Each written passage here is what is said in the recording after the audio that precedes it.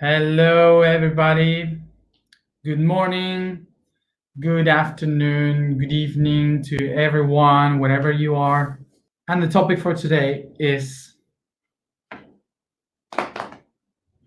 Capricorn. For sure, Capricorn is one of the most difficult zodiac signs for everyone, even for themselves, because Capricorn is the one that represents um, the hard work, the willing to accomplish, the how to say, insufficiency. Never is enough. Let's say that in this way, it's never enough for the Capricorn. So difficult to handle. The other thing that Capricorn represents is to be alone, the loneliness, because the Capricorn thinks that the only way to accomplish things is if they do it by themselves. And I'd like to begin by reminding you that I'm not speaking about the people that is Capricorn. I'm talking about the archetype of Capricorn. Because, for example, someone can say, no, but I'm Capricorn and I'm Capricorn and I'm not like this, like you are saying, I'm totally different. Yes, of course, because everyone is different. And in the astrological chart, maybe you have the sun in Capricorn, but then you have, I don't know, Mercury in Cancer, or in Venus, Venus in Cancer, or the rising sun in Aquarius and the moon in Pisces. So basically, with that, you are not Capricorn at all. You have nothing of Capricorn. Okay, so I am not speaking about the sun sign of a person. I am speaking about the archetype by itself, alone. So, of course, that Capricorn, the key of Capricorn is the work. And we can tell that while the other signs are doing different things, for sure Capricorn is working bit by bit, trying to accomplish its goal. And the key, the main essence of Capricorn in a positive way is constancy. Constancy is the most important thing to remember about this zodiac sign. So the thing is to understand from where Capricorn is coming from. So first of all, Capricorn, the word Capricorn means Capri means the masculine of the goat, which is a ram,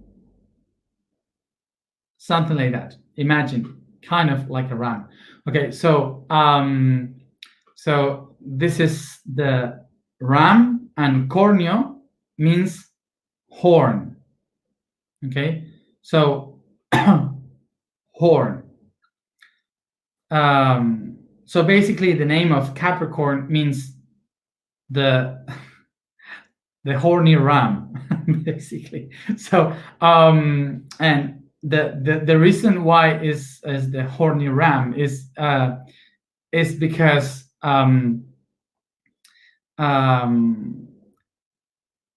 it's the male that breeds. Yes, I'm saying it right. Is the male that breeds the goats. Well, kind of like that. So yeah. So everyone can say Aries is the ram. Yes, Aries is the ram, complete ram. But Capricorn has something different. It's not only a ram. It's a ram that is half fish. is something different. So so even if Capricorn is describing a ram that has horns, okay, so it's the horny ram.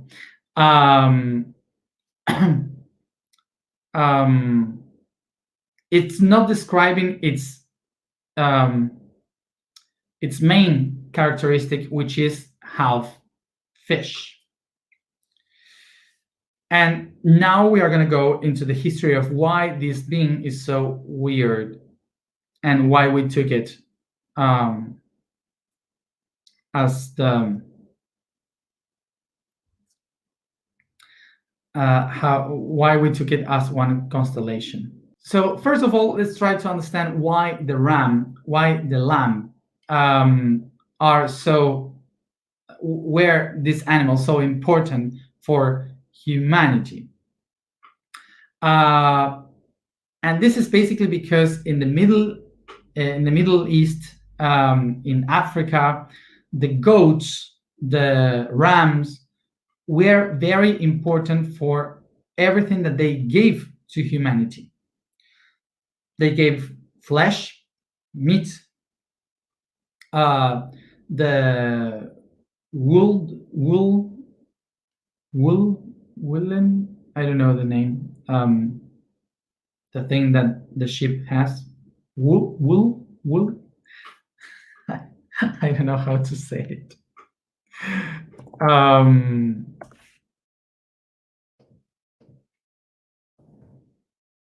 Wool. Okay, wool. Yeah, I was saying fine. So the wool, the bones, the everything was used by the humans. So basically, the people in that time, they used to think that the ram was kind of the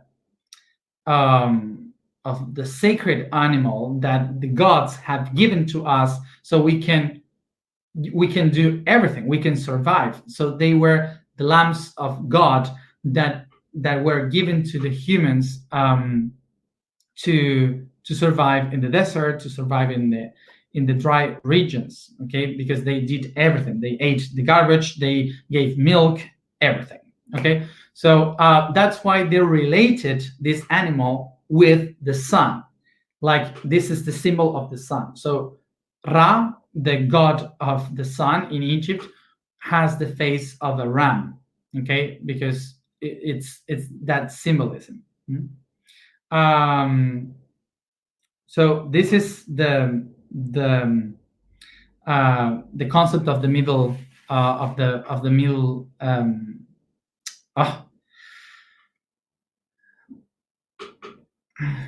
Medio Oriente, Middle East. So this is the symbolism of the Middle East. So all the regions, all the people from that region were using the rams, the lambs, the goats for the sacrifices. Okay, remember the word that we say, tragedy. Tragedy means the ceremony to kill the ram, when the ram gives the blood for the ceremony of the sowing to start a new cycle. So of course that for us today would be very, very weird to think this, but in the first times of humanity, we actually thought that the way to communicate with God was through blood, because we had the divinity inside, we have the divine within. So the blood was running and giving us life. So we thought that the divinity was in our blood. So by sacrifices, which means sacrum, office. Sacrifice means the office, the work of the sacred things. That's the meaning of sacrifice. Is when you do something, a job, a work that is sacred. Okay, so they kill a goat, they drink the blood, they kill someone, they drink the blood in order to communicate with the gods, with the divine. So we cannot judge that today, because that's how it began before. For us today, it's horrible, but for that time was the way in which they connected with the divine. So the same way that we use the rams, the lambs, to give the blood as a sacrifice for the gods, the different religions started to think that we also were rams and lambs for God. So we are the lambs of God, for example. Some religions started to say. So this means that not only these animals had to make the sacrifices, but also humans needed to make the sacrifices with blood for the hard work, so the God would be happy. So important to know that that in the Middle East, all the Semitic traditions, like the Jewish, like the Muslims, all this kind of people in the Middle Ages, they used the ram to have to make these sacrifices until Jesus Christ comes and says, we don't need animals to make the sacrifice because we are the lambs of God. We have to make the sacrifice by ourselves. We don't need to use animals to make the sacrifices. So what they started to do was to leave behind all these traditions that they were using too, the Christians in the first times, because they were Jewish too. They left all these traditions and they started to say, we are the lambs of God. We have to sacrifice ourselves, not these animals. Okay. So after Christ dies, the other Christians that went to Europe and so on started to spread this idea that everyone who believed in the ram was the devil. It was something against Christ because it's something from the old times. So we need to get rid of it. So the way in which they help people to understand that God is within and not honoring these animals was by creating the image of the devil. And how they created the idea of the devil? By the ram. So they took the images of the ram, they took the images of the sheep and all these animals, and they put them together. So they created an idea of the devil so they could know what is wrong. This sacrifice is for the devil. If you see horns, if you see the sheep face, the goat face, so don't get close to it, is the devil. Okay, so that's how the Christians started to create the image of the devil from the ram. So this is why the Capricorn shape was called in the Middle East like Baphomet.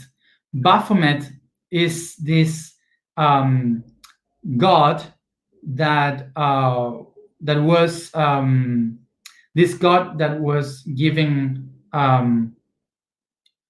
that represented the hard work of the fields, and it was the one giving the strength for the good sowing, the good harvest, for the good babies, so that women could get pregnant. So this is the image of that god of Baphomet.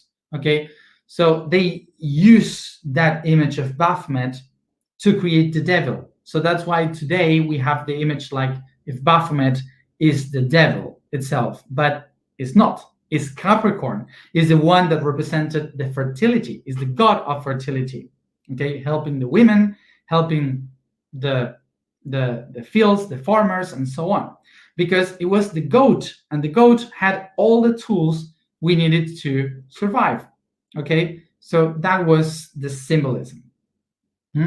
So Baphomet is not the devil. The devil was created from the Capricorn image of Baphomet, so the Christian people would go away from the old traditions. Okay. So now speaking about the mythology, let's go to Greece. this Baphomet for Greece was the Phono. The Phono is this one that we all call and we know as Pan. Okay, so Peter Pan.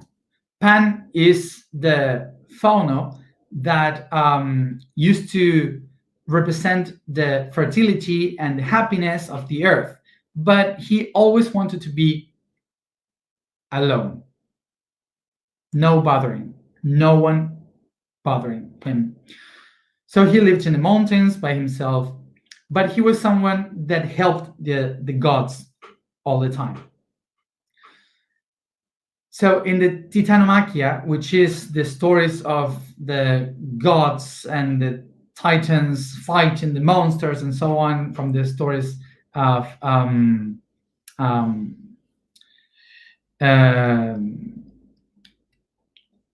the stories of the monsters and so on, there was the biggest monster of all that was called Typhon. Okay, Typhon was this huge son of Gaia, the earth, that was so huge, so big that he could take all the mountains with the hands and had snakes legs all around, and that was so big and so huge that his head touched the sky and stars. So it was so big that he destroyed everything when he was moving around. So when the gods wanted to fight this huge being, the Pan, the Phono, used to let them know that this monster was coming by touching the horn. So making the sound, the gods would know that the monster was coming, so they would get ready for the fight. So this monster was following Pan, and he just tried to hide himself in the waters of the Nile. So he went down to the Nile, and Zeus, because Pan was helping them, he decided to make him half fish so he could survive and adapt into this new water, in this new environment, so he could adapt to something different in order to accomplish its purpose. So who is Typhon? Typhon is basically this huge monster that rises up in the sky and destroys everything, which is the hurricane, a typhoon. Okay, so this typhoon is destroying everything, so everyone was afraid of it. And this also was the name of the change of the weather. So in the Middle Ages, in the Middle East, this change of weather brought the sandstorms, brought the cold, brought the ice in the mountains. So the hands covering the mountains, and the description of this monster is describing the weather of the winter. The winter is coming. So if the winter is coming, this means that the monster will kill us. So the first one on coming from the mountains down were the goats, the shepherds. So the shepherds, the goats, the rams were coming down because of the cold weather. And they came where? To the rivers. They needed to survive during the winter close by the rivers. So it was the hottest part. So they needed to survive by the fishes. They needed to survive with the grasses around the rivers. And that's why all the herds of sheep and rams and lambs, they came to the rivers. This symbolism is the one that shows us that winter is the time of Capricorn, is the time where the rams represents the survival. We need it to survive because winter is the most tough time. So you have to work hard, you have to be very consistent if you want to survive the winter. And that's very Capricorn. So this is why Capricorn is very tough and really harsh for people, and is the one that makes us work very hard, that takes us to the limit, to work as much as we can for nothing sometimes. Okay, so that's why it's kind of a hell for most of the people to do what Capricorn does, and that's why we're related with Baphomet. So first of all, remember, the devil doesn't exist by itself. The devil is an image created in the Middle Ages for the Christian people in order for them not to worship the old traditions. And also, Capricorn is the one that makes us work, is the one that tells us this is the hardest moment and you have to do this. The positive key of Capricorn is constancy. So now we are going to relate this attribute of constancy with the spiritual attribute of the earth. Remember that we have this trinity of Capricorn, this trinity of earth, of the symbol of earth, which is Taurus representing the body, Virgo representing the soul, and Capricorn representing the spirit. Today I wrote in the blog the question of how is possible that Capricorn is the one that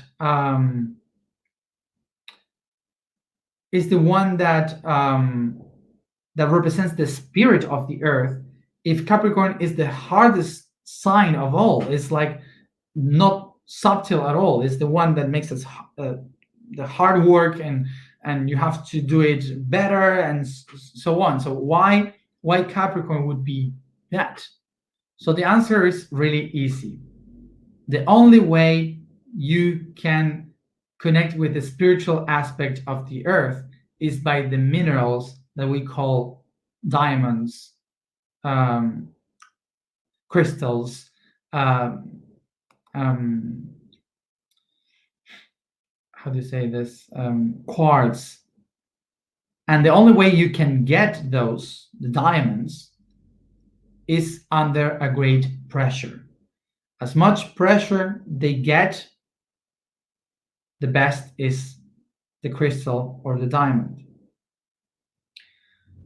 And this example of the diamond is the one that talks about all evolution.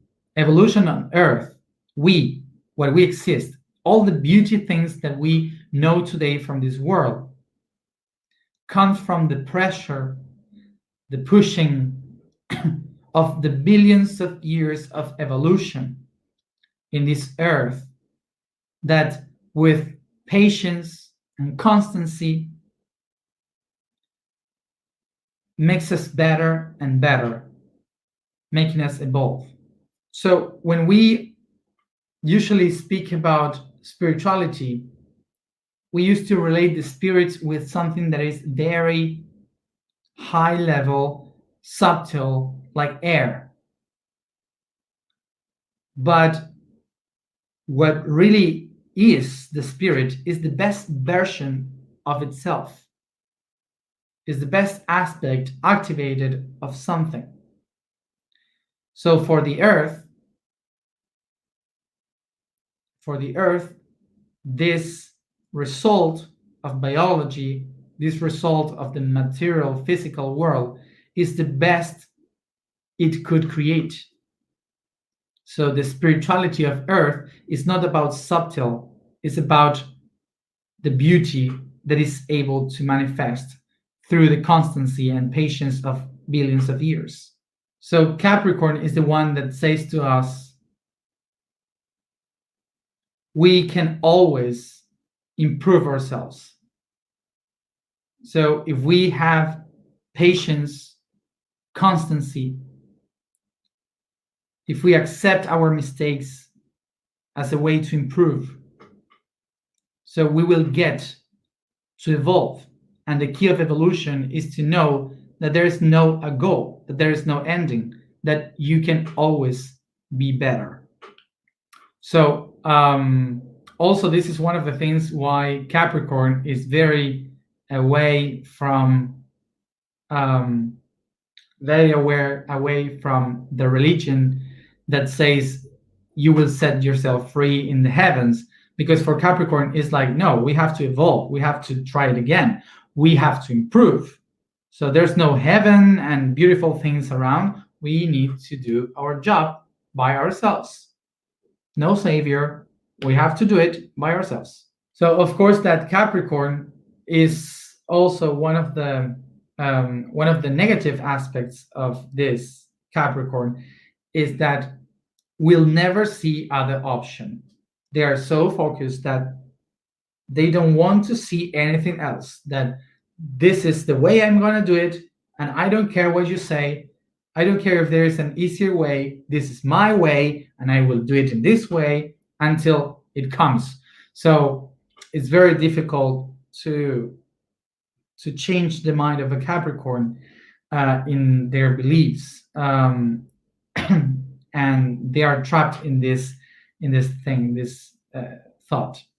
And of course, everything will be done to accomplish success.